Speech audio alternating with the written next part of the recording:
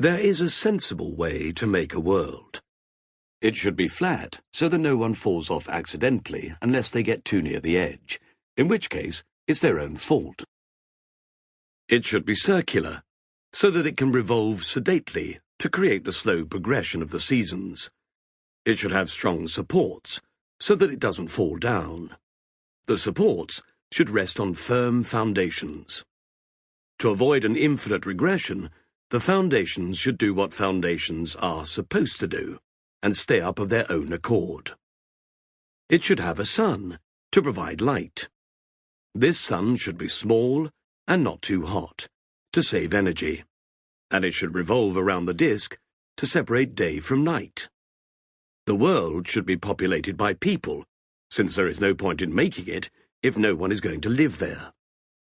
Everything should happen because people want it to, magic, or because the power of story, narrativium, demands it. This sensible world is Discworld.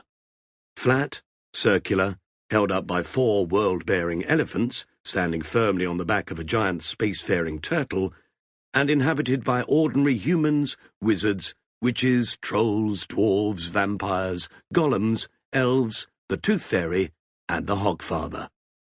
But there is also a stupid way to make a world, and sometimes that is necessary. When an experiment in fundamental thaumaturgy on the squash court of Unseen University ran wild and threatened to destroy the universe, the computer Hex had to use up a huge quantity of magic in an instant. The only option was to activate the Roundworld project, a magical force field that, paradoxically, keeps magic out. When the Dean of Unseen University poked his finger in to see what would happen, Roundworld switched on. Roundworld isn't entirely sure which bit of itself its name applies to.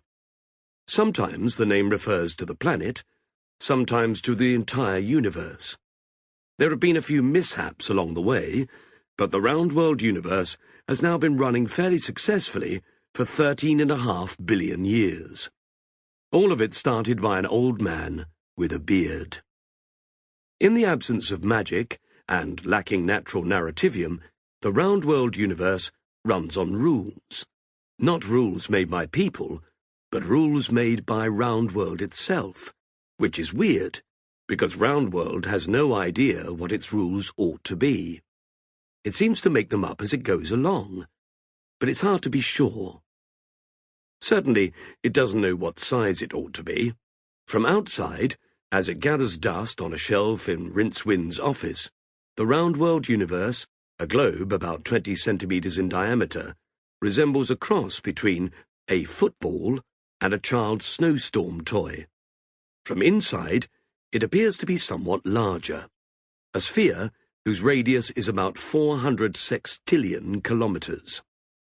As far as its only known inhabitants can tell, it may be much larger still, perhaps even infinite. This may be misleading, since it is the opinion of the inhabitants concerned. Such a huge universe seems to be cosmic overkill, because those inhabitants occupy only the tiniest part of its awe-inspiring volume, namely the surface of an approximate sphere a mere 12,000 kilometers across. The wizards call this sphere Roundworld too. Its inhabitants call it Earth, because that's what the surface is usually made of, except for the wet, rocky, sandy and icy bits, a typically parochial attitude. Until a few centuries ago, they thought that Earth was fixed at the centre of the universe. The rest, which revolved around it or wandered crazily across the sky, was of minor importance, since it didn't contain them. Roundworld the planet, as the name suggests, is round. Not round like a disk, but round like a football. It is younger than Roundworld the universe, about 1/3 of its age. Though cosmically minuscule, the planet is fairly big compared to its inhabitants, so that if you live there, and you're stupid, you can be fooled into imagining that it's flat. To prevent the planet's inhabitants falling off, the rules state that a mysterious force glues them on. Thankfully, there are no world-bearing elephants. If there were, the inhabitants would be able to walk round their world to the point where it meets an elephant.